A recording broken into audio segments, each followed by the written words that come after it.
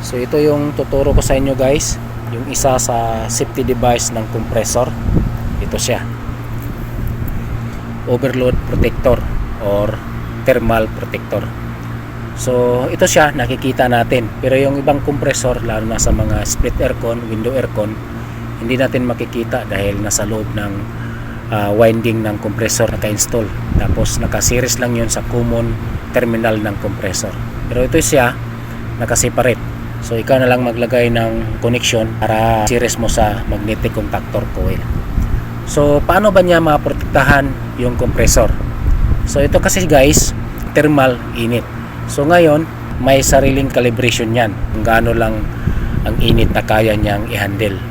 So supposed to be, yung compressor malamig talaga yan dahil dito sa suction pipe na pumapasok na freon na malamig. Hanggang dito, pababa, malamig yan.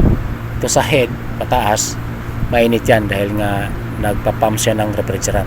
So ngayon, for example, meron tayong problema sa power supply or sa system, so iinit yung compressor.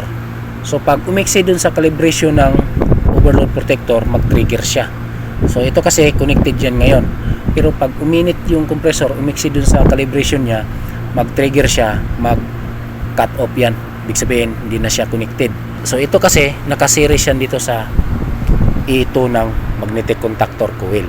So pag mag-trigger siya, ma-switch up itong contactor. So itong contactor yung bibigay ng power supply ng compressor. So ibig sabihin, ma-switch up yung compressor. So ganun lang kasimple para maprotektahan niya yung compressor, para hindi gana ng gana kahit sobrang init na ng compressor. Ganun kasi, pag continuous pa rin gana ng compressor, masisira yung compressor electrical winding sa loob. So ganun lang niya maprotektahan yung compressor para hindi masisira na gumagana ng gumagana na sobrang init na.